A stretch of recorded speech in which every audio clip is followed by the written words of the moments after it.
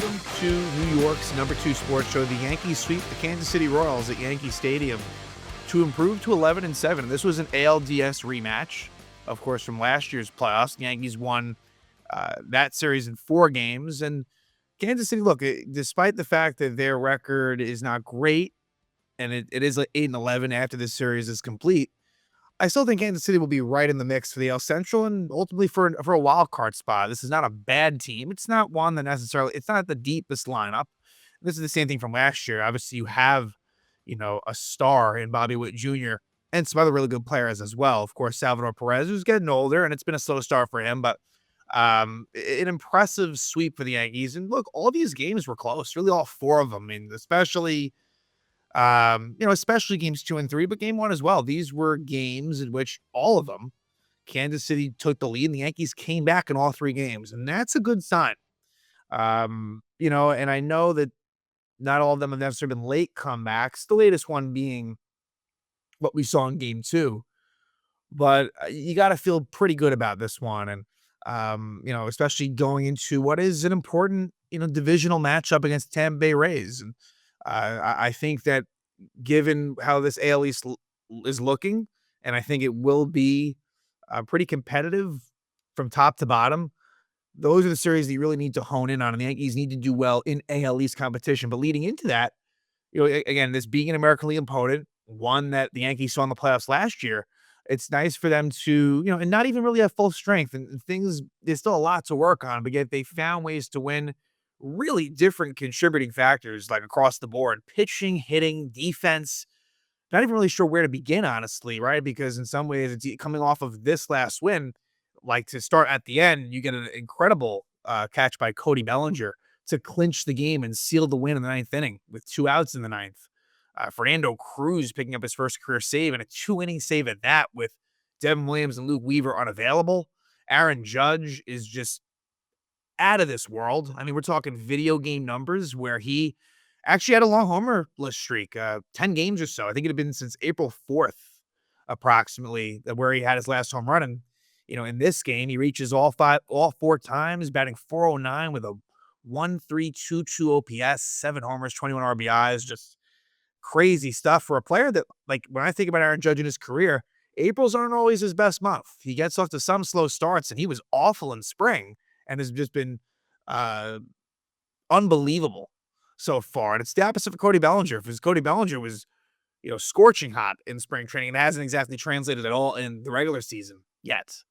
But really, like, the starting pitching, excellent. And Clark Schmidt makes his return.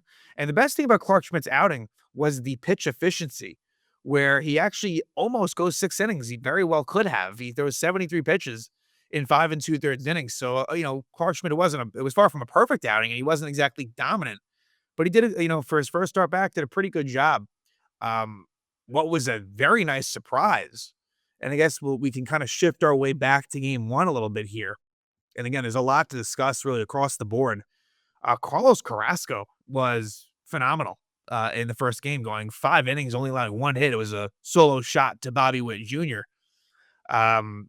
2 walks, 4 strikeouts to improve to 2-1. So Carrasco, who to me, he was kind of on the outs, right?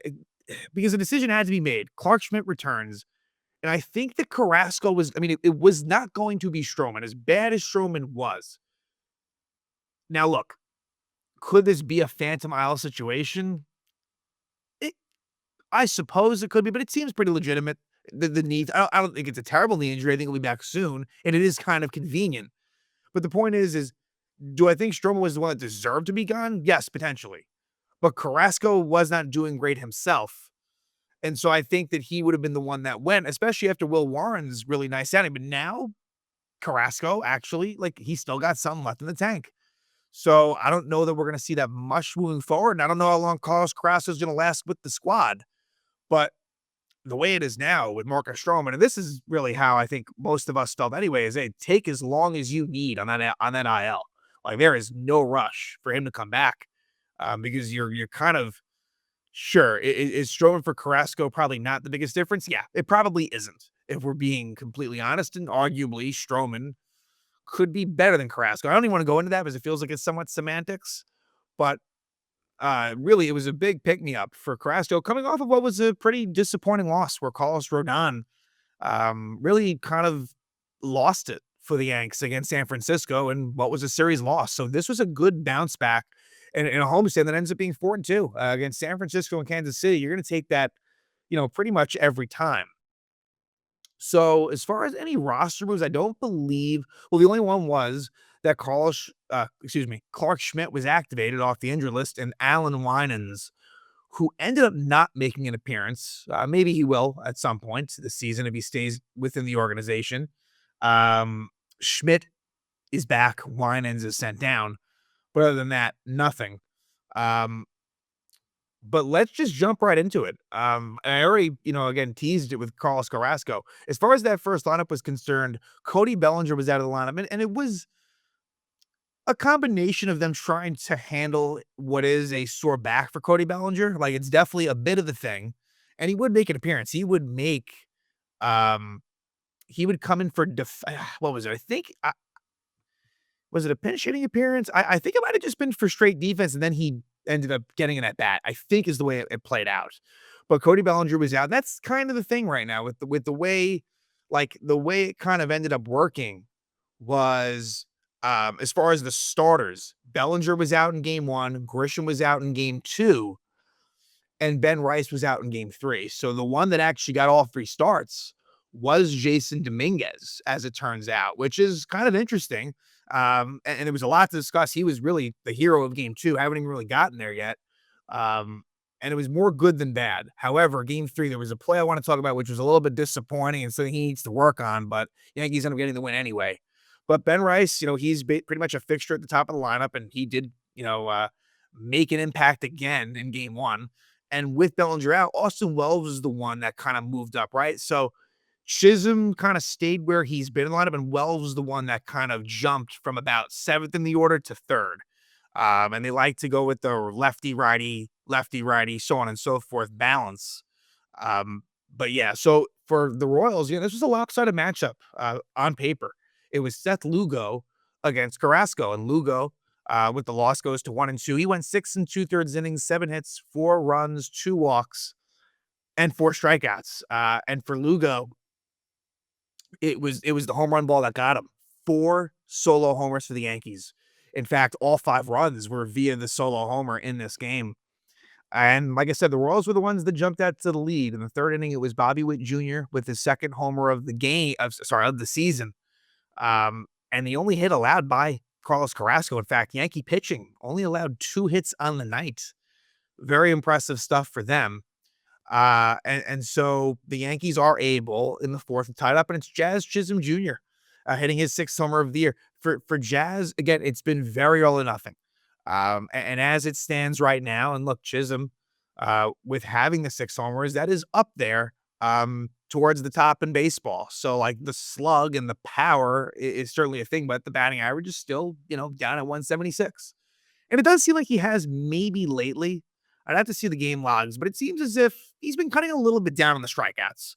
As much as really the hits have not been there much, this was a pretty decent series for Chisholm, all in all, I would say. And the home runs, look, they're welcome, but you want to see some a little bit more efficient from him. But he ties it up right there at 1.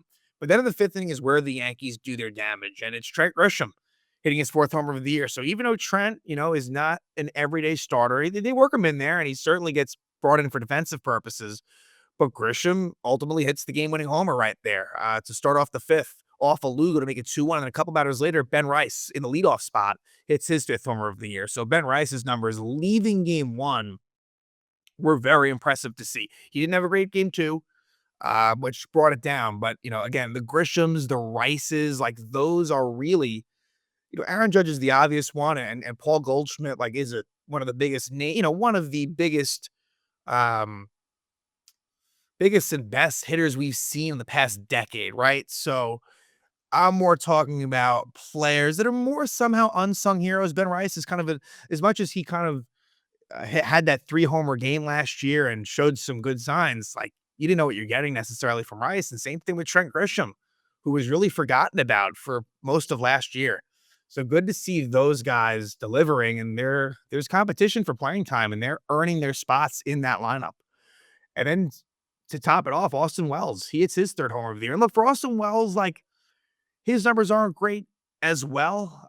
He's kind of, been scuffling a bit, but you feel okay about him. The problem with Wells, and again, like, this was a, kind of a line drive homer. I mean, his was, whereas the other ones are a little more majestic. The Grisham one was more of a majestic shot. The Rice one was impressive. Wells was an absolute bullet down the right field line. But for Wells, the key for him is going to be he has to improve against lefties. Considering that Jose Trevino is gone, Wells is going to be in there a lot. To me, that's the biggest difference. And what's going to make it tough for Wells to put up good numbers, he needs to find a way to improve against lefties, which was not relevant in this game as much with Seth Lugo starting. So Carrasco goes those 5 innings. Then Fernando Cruz, who really, when you look at it, was like a big, big part of this series for the Yanks. Pitches a 1, 2, 3, 6, and a good 7th inning as well. And I believe this, I think it was game 1 where Jasson Domínguez looked pretty darn good out there in left field, made a couple of nice catches in the 4th inning with Carrasco on the mound, and another decent one in the 6th with Cruz in the mound. So Dominguez getting more comfortable on left, that's really important, because that I still am nervous about that, but he's making that a lot better lately. And so Cruz gets 4 outs, then Tim Hill comes on, and he gets a couple outs in the 7th. So that combination, sort of the middle relievers, more on the high leverage side, but it can go either way. They get the job done. And then in the 8th inning, Luke Weaver, as he does, comes through with a scoreless 8th. Then Devin Williams, who was involved in games 1 and 2, it got a little bit dicey to the point where it's a leadoff single for Witt Jr., a 1-out walk for Perez, but he's able to get Maikel Garcia to line out to end the game. So Devin Williams at that point gets his second save. Again, it wasn't pretty, but a step in the right direction, and the Yankees get that win off the 4 homers and the Carlos Carrasco really impressive start to get the Yankees that first win there. Then we go to game 2, and Max Fried, who is probably within the confines of this episode, is not much of a talking point because we've just kind of seen him do well. And so you don't want to take it for granted, but it's more notable when a Carlos Carrasco does well and Clark Schmidt makes his first start. But Max Fried improves to 3-0 with the win. He goes 6 2/3 innings, 5 hits, two earned runs, 2 walks, and 7 strikeouts, and his ERA sits at a very nice 1.88. And for the Royals, it was Michael Wacha.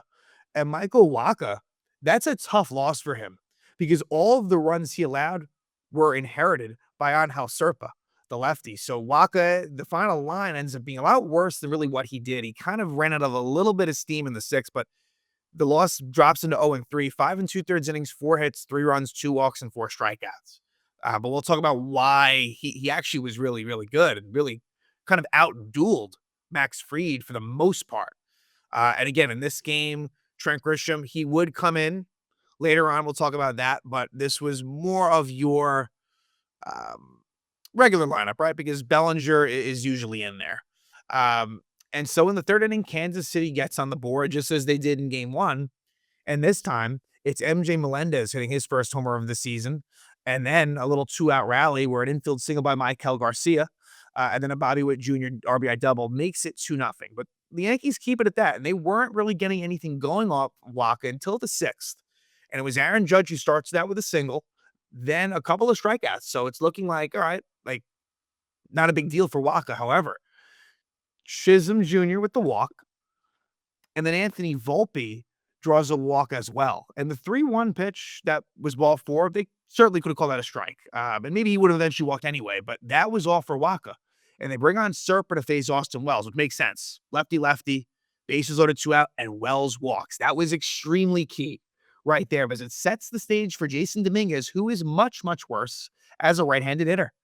And Serpa kind of had the advantage count-wise at 1-2, but Dominguez deposits an inside fastball down the left field line for a bases-clearing double. And on that play, it wasn't exactly the smoothest for Dominguez.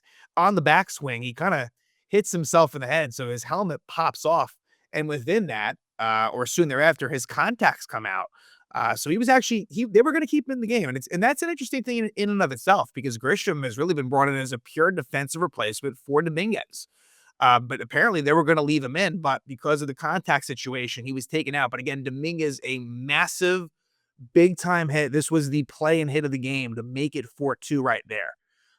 And the defensive switch works out because a leadoff walk to Renfroe and Fried in the seventh definitely hit a little bit of a speed bump. And MJ Melendez lines out to Grisham, a nice play in right center field for him. And then a 2-out walk to Kevin Biggio, which leads to a first and second 2-out situation where Luke Weaver gets the job done and gets Mike Garcia to ground out. So Fried unable to finish the seventh, but still a good start nonetheless. And then Weaver, he's as clutch as they come. He really, really is. I mean, dating back to when he became the closer last year, and even before that, Weaver just is a guy that, and the numbers are good regardless. And, but he is someone you want on the mound in pressure situations, which is high praise. And then he goes 1-2-3 in the eighth inning against Witt, Pasquantino, and Sal Perez. Then we go to the top of the ninth, and Devin Williams, um, this was his first 1-2-3 inning, and he picks up his third save. Now, the first batter, Michael Massey, flies out to deep right, warning track. So not great.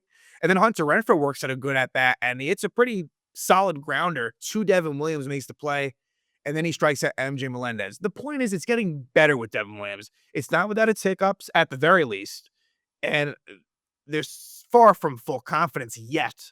But based on his track record and based on the fact that, like, for the most part, he's finding a way to get it done, that bodes well. And again, he's a very, very important piece, of course. And the Yankees get the win. And this was nice. Down 2-0. They put up a 4-run sixth inning in the combination against Waka and Sturpa. And it was Jasson Domínguez with the big blow in this game. So now we go to the last game of the series. The Yankees have already won the series, but they get the sweep. And sweeps are very important. I mean, think about it. Like, in the sweep department, Yankees have not been swept, and they have swept twice. At home in both occasions versus Milwaukee and Kansas City. That goes a long way, right? Because you hope to win a lot of 2 of 3s, right? You hope to win most series, of course. But if you can get greedy and win all 3, that really does go a long way. Especially if you're trying to win the AL East. So this was a pitching matchup between Clark Schmidt and lefty Chris Bubic. And, the Yankees did a pretty good job against Bubic. It was looking like they might be in for a bit of a long night at times, but he's been off to a good start. And like I said, I do have my concerns about Yankees versus left-handed pitching. They really, really were good in this one. This was probably the offense's best. Well, the Yankees hit 4 homers off Lugo, so it's different, I guess, right? I guess Waco was really the most impressive of the 3, which is kind of almost the surprising thing, right? Because his, um, season resume and going back to last year, you wouldn't think that. Chris Bubic is a good pitcher. He leaves this game with a 1.80 ERA, which is weirdly, I think, the same as I just said for Fried. But still, like, a good job, and we'll discuss that. So in this one, it would be Ben Rice, who would take a seat after, a slow game 2, and they go against the lefty. So it was his turn. It made sense. And so it puts Cody Bellinger in a spot hitting second, which isn't ideal, but he did get a big hit and made a big catch in this game as well. So here, Kansas City jumps out to the lead again. Clark Schmidt, a little bit rusty in the first inning, and Salvador Perez gets an RBI single to start it out. But it could have been worse. So all it was 1-0. Yankees did squander an opportunity in the first where they had bases loaded with 1 out, and Volpe struck out and Wells flat out. But then the Yankees in the third would get the job done. And this would be a spot where Judge starts the rally. Aaron Judge was this game. Aaron Judge kind of, put the Yankees on his back in this one. And also, I should mention that he was named team captain of USA World Baseball Classic in 2026. Aaron Judge did not take part in 2023, and as Yankee fan, they didn't mind it. Honestly, if he didn't take part in it again, I wouldn't mind it either. I'm very much Yankee fan thinking, but hey, if he's going to be in Team USA, have him be the captain. Hope he ends up being healthy and doesn't get hurt. And, that'll be definitely something to watch. Whereas I didn't really pay as much attention to the last WBC because there really wasn't much Yankee representation. So Judge gets that 2-out double, then Chisholm Jr. with the walk. But Volpe gets that redemption. He did not come through a couple innings, or I guess it would have been, a couple innings prior, but Volpe laces a 2-run double to left field to give the Yankees a 2-1 lead. which was really nice. Then in the bottom of the fourth, the Yankees scored another run, and again, it was a 2-out rally. Didn't really think about that in the moment, but now as I'm kind of going through it, yeah, 2 outs was pretty key for the Yankees here against Bubic. 2 outs single for Oswald Peraza, who got a couple. I should also mention Peraza, a couple of starts. This one less notable. More notable was the one versus Waka. And Boone had said that it's a reverse split situation, and you are having a series versus the Rays where you're facing 4 righties. So I guess makes sense to get Peraza in there now, where maybe he won't be getting in there as much in the Tampa series. But he gets that single. Goldschmidt singles as well to make it first and third. And then Cody Bellinger with an RBI double, right down the line, right by the first base bag. But they did rule it fair, and Bellinger really needed that. So hopefully that can maybe get him going. It wasn't the greatest game offensively, but that makes it 3-1.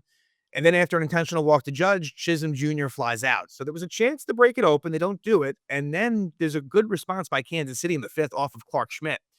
A RBI triple by Kyle Isbell with 1 out, and then an RBI ground out by Jonathan India to make it 3-3. So just like that, Kansas City's not going away.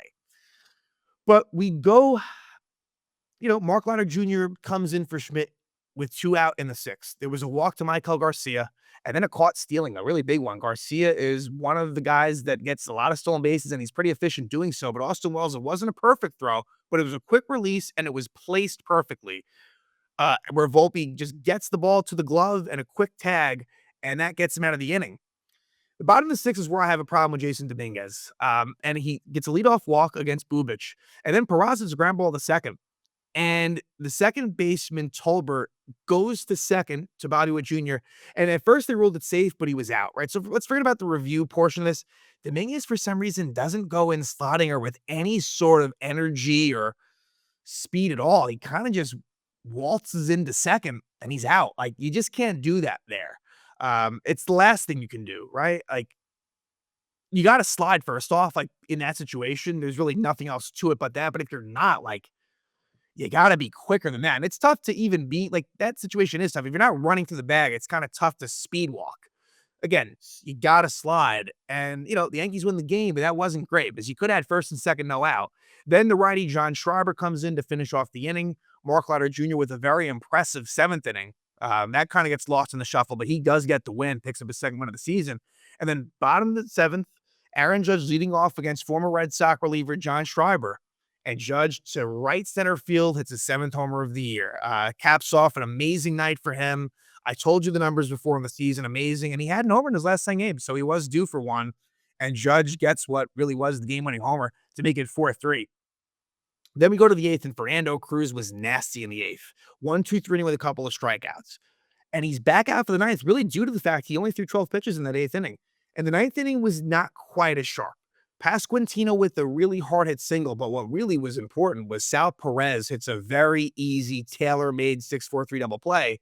Sal Perez is one of the slowest guys in the league, so as long as it's fielded cleanly, he's going to be out by a lot, and that's what happened. But that was a big double play because Michael Garcia walks again and goes to second on a wild pitch. So Cruz is kind of hanging on. Mind you, to this point, he had not had a save in his MLB career. And it sets up MJ Melendez in a spot where, again, Cruz is kind of scuffling, and Melendez hits a line drive to right, and Cody Bellinger makes a great catch. Now, look, did Bellinger make it a little bit tougher on himself by stumbling? He probably did. But still, that was a nice catch. In that situation, right? Game is on the line. Like, that is a win or lose potential, because if he doesn't make that play, Melendez is going to run as a scoring position in a situation where Cruz is probably out of the game. Then you're bringing in Tim Hill or Ian Hamilton. Who knows what's happening at that point? But Bellinger comes with the catch, and it just reminds you that as much as Bellinger's been struggling offensively, not only does he provide great versatility where he can play all outfield spots and first base, you need him, but he plays, well in all positions too. Like, that's not easy, right? Because there's certain versatile utility guys that, okay, that certain spots are better than others. But Cody Bellinger really doesn't feel like it makes much of a difference. And for a player that has his resume, to have that skill set is really, really important to this team. And so Fernando Cruz gets his first save of the season, and another nice victory for the Yankees against Kansas City, and they complete the sweep. So now they'll head on the road and to a familiar place at George M. Steinbrenner Field, which is the Yankees, territory basically. But Tampa Bay is renting it out for this season. And it's, again, the first Yankee AL East matchup. The Rays coming to 8-10. They're coming off of a couple of losses to the Red Sox. They really blew them out in dominating fashion the first game, and the Red Sox got the better of them the next two. Tampa, look, when it's all said and done, Tampa probably is a little bit on the lesser end of the AL East scale, but I got to be honest, like, especially this early, you got to take all five, you got to take each team seriously. Like, I think that the AL East may not be the best division in baseball. I know it's not, but I think just from 1 through 5, and this is really credit to the number 5 team, you're not going to find a much better fifth team in a division than the East. It's got depth to it, if nothing else. And let's discuss the pitching probables for this first 4-game set for the Yanks, right? So the first 6 series were all 3-game sets. This will be a 4-gamer, and a lot of righties involved, especially on the Tampa side of things. It'll be Will Warren against Taj Bradley in game 1. Game 2 will be Carlos Rodon against Drew Rasmussen. Game 3 will be Carlos Carrasco against Shane Baz. That's definitely on paper a tough one for sure. And then the final game, Sunday, game 4, will be Max Fried against Ryan Pepio. So Yankees have the work cut out for them. I like the fact it's not at the Trop. I like the fact that these dimensions are more similar to Yankee Stadium, so I'm hoping that there could be a little bit of an advantage for the Yankees. I don't know that it will be, but, again, the Trop at times was a house of horrors. Maybe not so much in recent years, but there was a stretch there where it was just a difficult place to play, and the dimensions were crazy, and so it's, for me, it's welcome, the fact that they'll be playing at George M. Steinbrenner Field. So looking forward to that series, and again, it starts out a road trip that will go from Tampa to Cleveland. So it'll be a 7-game road trip, and one that, will be a good test for them as well. The Yankees have been playing maybe not the juggernauts of the league, but some pretty damn good teams throughout the first 18 games, and they're 11-7. First in the AL East right now. They will head to Tampa to take on the Rays for a 4-game set after sweeping the Kansas City Royals in what was an ALDS